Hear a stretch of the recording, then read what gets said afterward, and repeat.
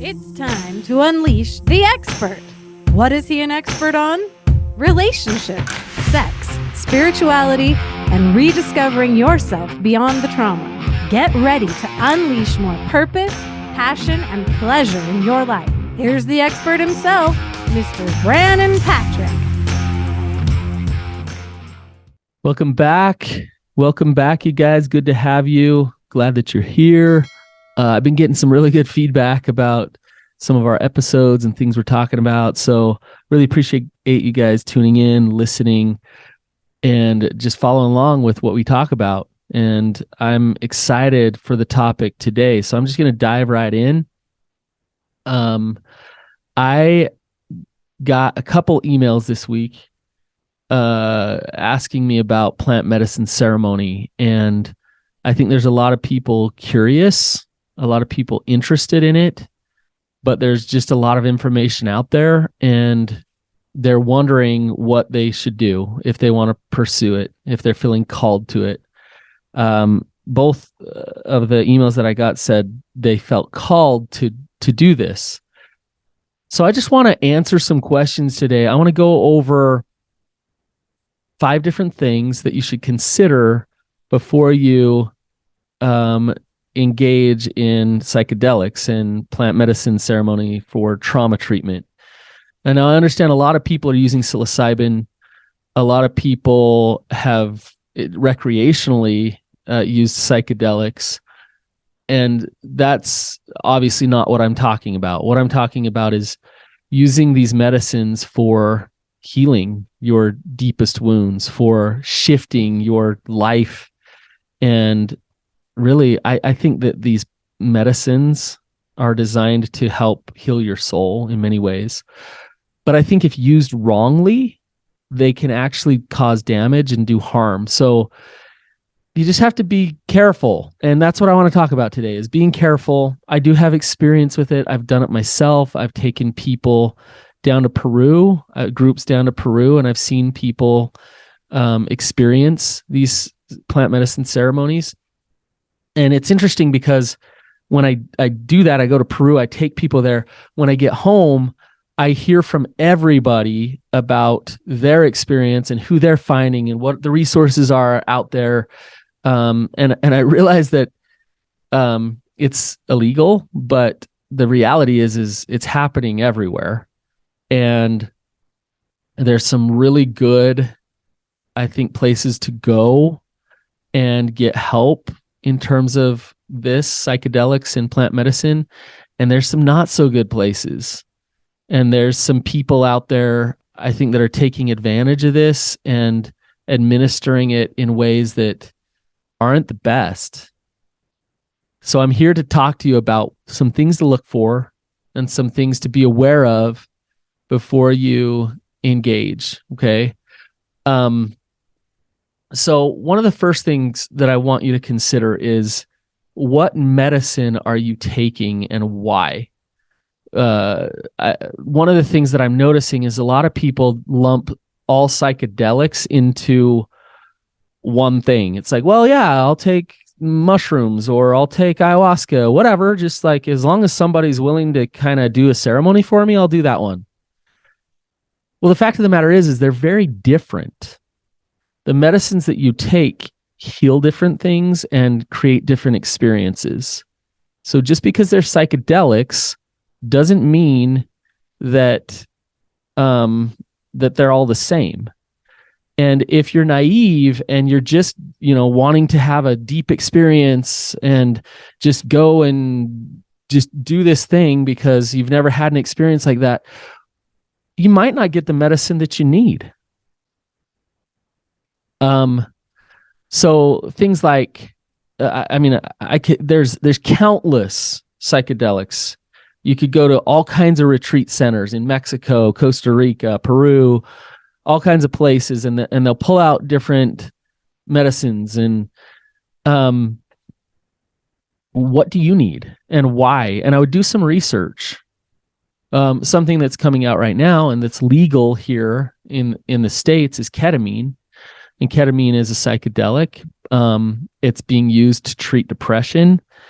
I've never done ketamine myself, but I've researched a ton about it, and I've learned a ton about its effects for helping people with depression. And it's pretty remarkable how effective that it is right now, and how many people have done it and found positive results from it.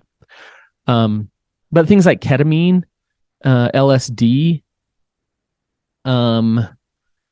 DMT, oftentimes these are synthetics. So these are medicines, and I'm not saying there's anything wrong with that, but these are medicines made by men, not just plants.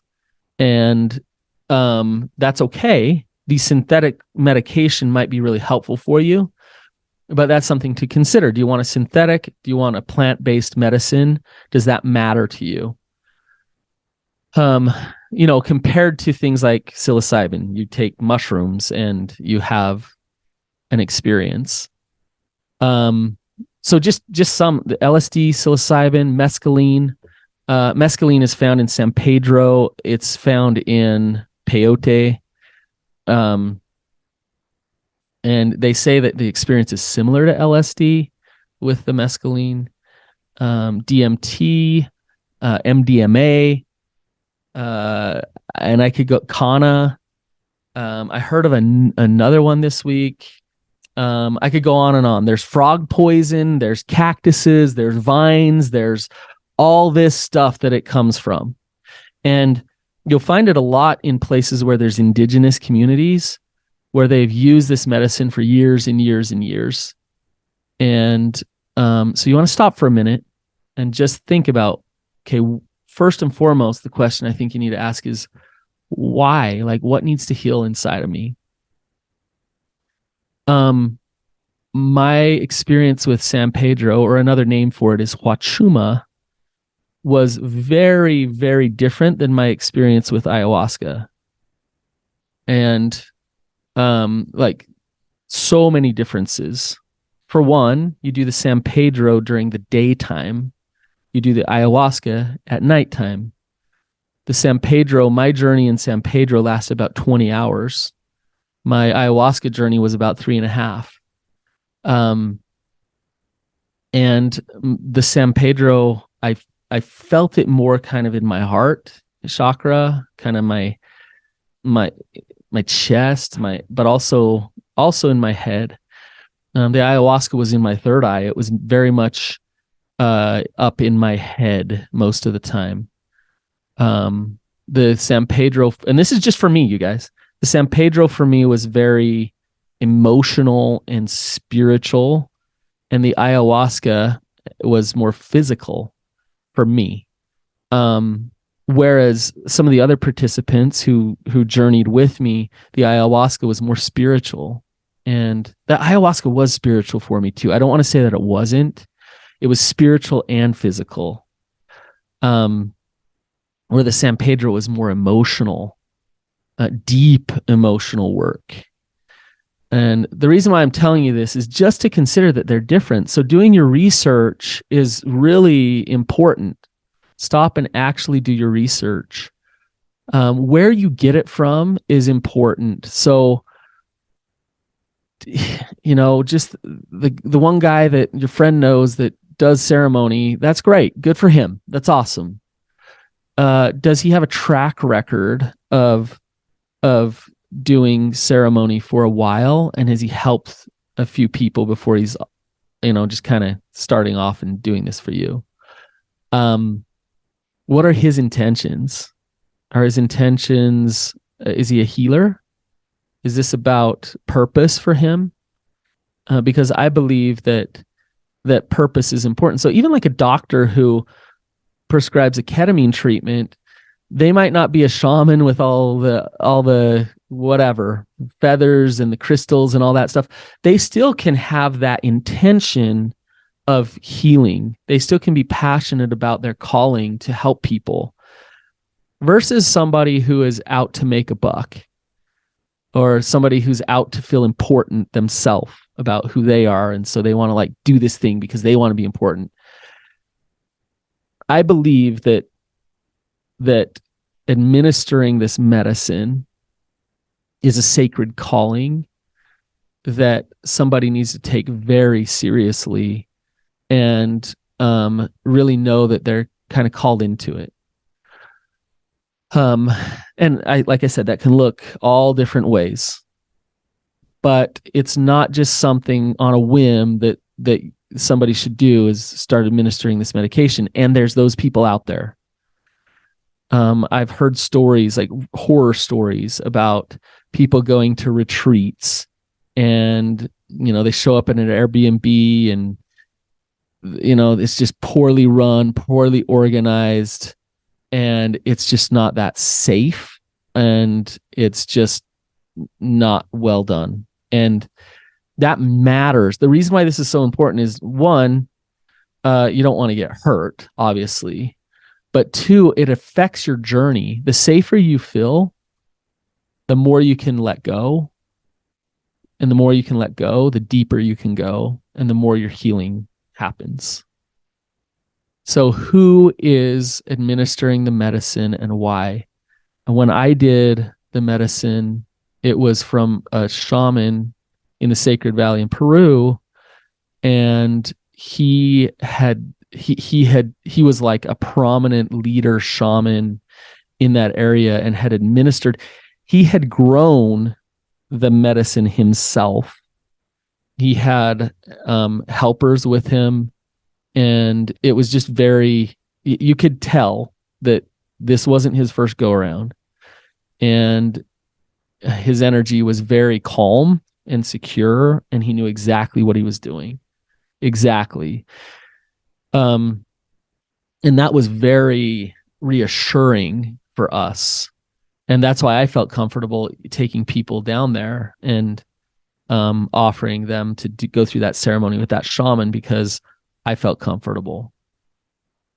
So do your research. Stop for a minute. I was talking to somebody who had went and got a ketamine treatment, and they said they walked in there, and it was a doctor's office. It was very medical, and they're taking his weight before, and they were doing all this medical stuff, and he sat down on a hospital bed or something, and they put an IV in his arm, and he got his treatment. And then all of a sudden the ketamine hits him, and he's having these kind of out of body experiences and stuff, but having a hard time really experiencing that type of stuff in that very Western medicine medical setting. And then I went to a friend's treatment with ketamine, where there was a medical doctor there who was very intuitive, very connected. The lights were low, music was playing, really good music was playing. The mindfulness of the practitioner, like you could tell, like he was into this ceremony of healing with this ketamine treatment, and it was awesome. And right there, like right here in Utah, two doctors administering the same medication, and you can have a completely different experience. So really you got to ask yourself, what kind of experience do you want? So do your research, find good resources, talk to people who have actually done it, and had a good experience that you trust, people that you really, really trust.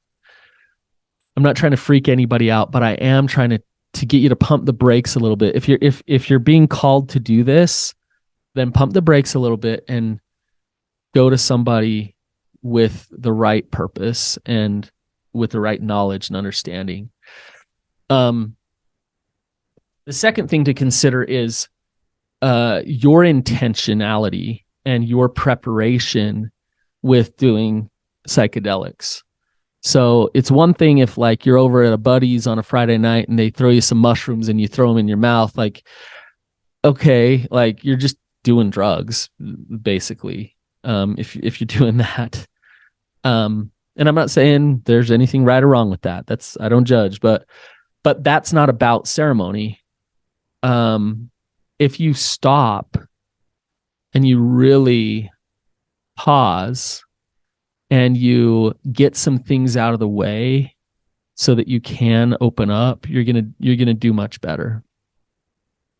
For like 2 or 3 days before I did the medicine, we went on a diet that was very cleansing and clearing for us. We weren't eating a bunch of junk food. We didn't have a bunch of sugar in our bodies. It was mostly quinoa soup, so it was like broth and quinoa and vegetables, and that's what we ate while we were prepping for it. I've actually heard people really go through some period of fasting, and fasting from media, fasting from food, just getting things out of their life so they're prepping fully for the ceremony. I've even heard of sex fasts, like you go a couple weeks without sex in order to prepare for the ceremony, just to be clear of everything at that moment. I'm not saying everybody should sex fast before you go through a journey. I didn't sex fast before my journey. But I think I may in the future just take a break from as much as I can in terms of the gunk and the things that I've used to numb my life and escape my life, because the journey is all about feeling into it and going there. I don't want to, eat a bunch of sugar and then take the medicine. That I don't think that would be awesome. So coming back to intention, what is my intention in why I'm doing this thing? Is it for entertainment? Is it for healing? Is it for curiosity reasons? Is it to connect to God and have a spiritual experience? Just kind of check in with yourself, and there's no right or wrong answer there, but check in with yourself as to why you have this intention to go forward and to search this out. Maybe your intention is deep healing. Is that there's some trauma, there's some peace there that you just haven't been able to reconcile, and the medicine will help you put your protective parts down so that you can go there. But whatever your intention is, also consider, I talk about fasting and things. I'm not an expert on this. I'm not a doctor, but you need to be careful with mixing medication. So if you're on an SSRI, an antidepressant, you need to be careful not taking certain psychedelics while you're on an antidepressant. So just be aware of that. You might have to work with your doctor a little bit to taper off some things before you go into your psychedelic experience. So it's just something to consider. You want to make sure that you're not setting yourself up for failure and having some really bad experiences. Okay. The next thing to consider is going into the experience with no expectations. Because if you have a lot of expectations, that will get in the way of your journey. So letting go and letting God is important, and surrendering to whatever it is that you need. So, for example, I talked about my ayahuasca experience being physical. My body released as much as it possibly could in those 3.5 hours, out of every direction that it could. I don't want to gross anybody out, but I was begging and pleading for it to stop at one point. I would go into some deep spiritual experiences where I would see some important things, and then my body would wake me up and I'd be convulsing and just in pain. And I look at that, and it was exhausting. It was a little bit even terrifying for me, but it was also incredibly healing. I've had a lot of gut issues. I've also held a lot of things inside, other people's pain, other people's gunk, just junk inside of me. And the ayahuasca cleansed me and cleared me out completely. I didn't go in. I tried to have no expectations, but I had no idea that that's what I was going to get. Now, all the other people all around me, some of them had a physical reaction and a response, but some of them totally didn't. They had a much different experience with the ayahuasca than I had. Sometimes you have a bad trip, and what they say is that bad trip is exactly what you need. My experience with that, I've never had I would say a bad trip on an emotional, spiritual level, but physically with the ayahuasca. But what I see with the bad trip is when somebody has a really hard time surrendering and letting go, and they start fighting with the medicine, with their ego. They have a bad trip. Now, I don't even like calling it a bad trip, because that's really good information for them. It can bring some humility to see, like, I really struggled to feel something and to let go. And yeah, I had these hopes and these aspirations of healing, and I just spent the last 4 or 5 hours in hell. Like, literally, it felt like I was in hell. And that was supposed to heal me. And I would say, yeah, that's probably what you needed. And if you can humble yourself and really look at that, then you can have gratitude for that really hard experience. Psychedelics and plant medicine, it's not all about feeling good. If you have these ideas of you just see colors flowing and clouds talking to you, yeah, you see those things, that happens, and it's beautiful and wonderful, but it's also deep emotional, spiritual work. So it's not just, unicorns and rainbows. And so if you let go, and whatever you experience and whatever comes in is going to come in for you. It's amazing when the ego is cleared, what we can feel, what we can see, what we can connect to. And it's amazing when we are that open to feel, see, and connect. Like how overwhelming that can be, and how hard and painful some of that stuff can be. There's a point in my Huachuma journey when I sobbed, and, like, cried hard and released so much. And I felt so, like, good afterwards, just relieved.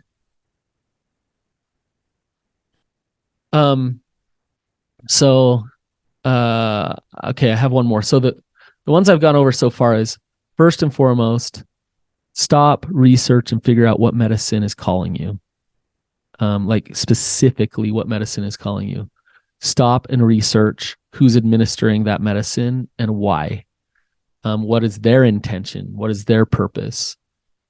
Second, check out your intention. Why are you doing this? And check out your preparation for this experience, and make sure that you are fully prepared and that you do that work. Set yourself up for success.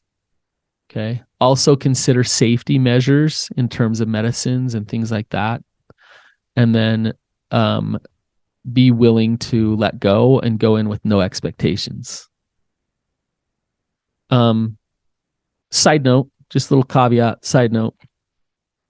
Also, in most places, this is illegal. So I just be cautious. I've never heard of anybody getting busted by going to a retreat for plant medicine ceremony, but I'm sure it could happen. So just be aware. That's why I go to Peru, because it's totally legal.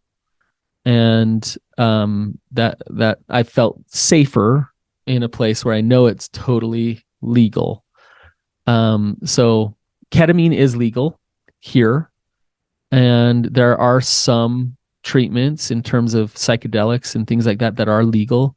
I do believe, in fact, I have a legislator in my neighborhood that we are on the forefront of this, and that in like really soon, a lot of these things are going to start to become legalized. And I hope for that. These things are not, for the most part, for not all of them, but for the most part, most of these psychedelic treatments and plant medicines are not addictive, and they're also non-lethal. So you can't really overdose of them, and you're probably not going to get addicted to them. Now, some people do get addicted to MDMA or ketamine. So you just got to be cautious. And again, this comes back to what I was saying about do your research about what medicine is calling you. To me, like having done ayahuasca, that is anything but addicting to me. I haven't had one craving. In fact, I've had a craving to not ever do it again. I don't know if that made any sense, but yeah, non-addictive. So, but just be cautious that, about the laws, and hopefully let's advocate for legalization of some of these amazing God-given medicines that help people overcome their trauma. Because you look at the history of why these things are illegal, and if you're pretty conservative and not open to looking at these type of things, then you're just gonna say, no, those are drugs. Druggies just want to do them. They're bad. But the reality is that's what's kind of been beaten into our heads, so that a lot of these things aren't legalized. Because there is a difference between, snorting meth or smoking meth and doing a plant medicine ceremony. Big difference. Yeah. I mean, the opiate epidemic, those are all legal drugs, which is, opiates are way more addictive, kill way more people than psychedelics ever have. Yet psychedelics are illegal, opiates are legal. Okay, I'm getting off on my soapbox. Just be cautious of that. Don't get arrested.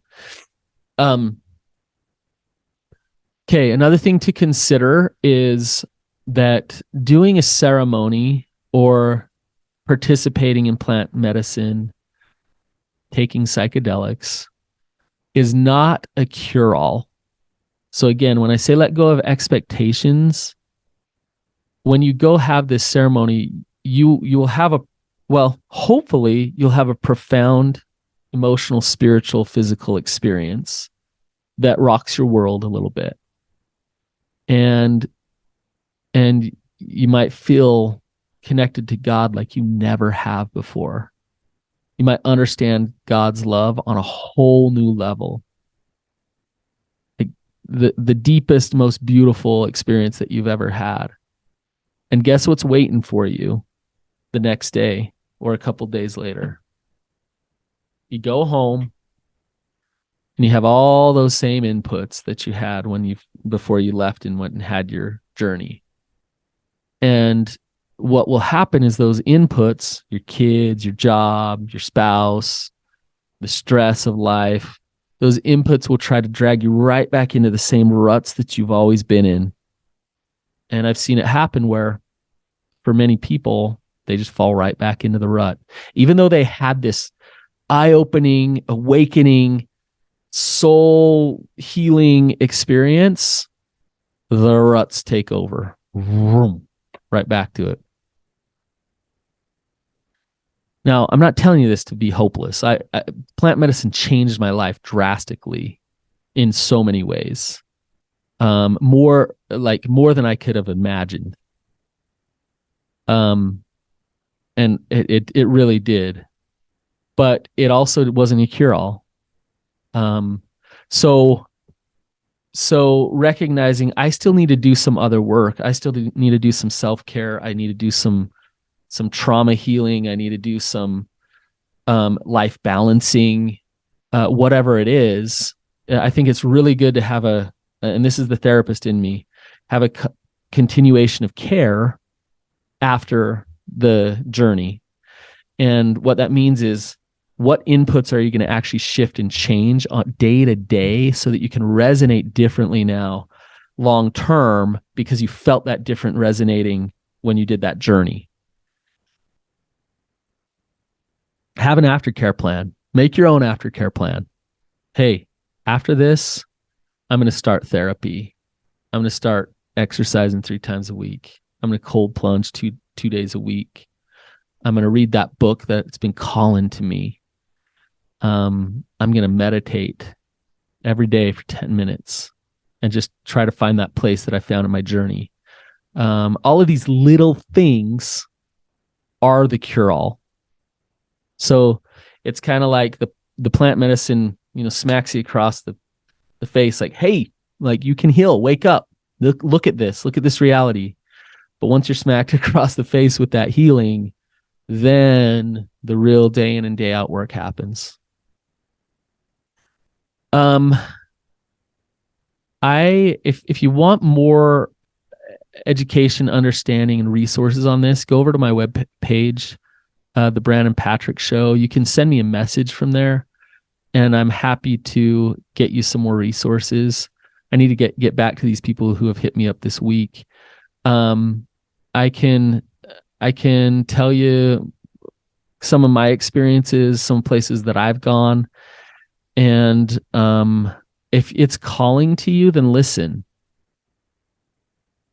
If all your fears come up and say, oh, I can't, my religion won't let me, or I just can't make time for it.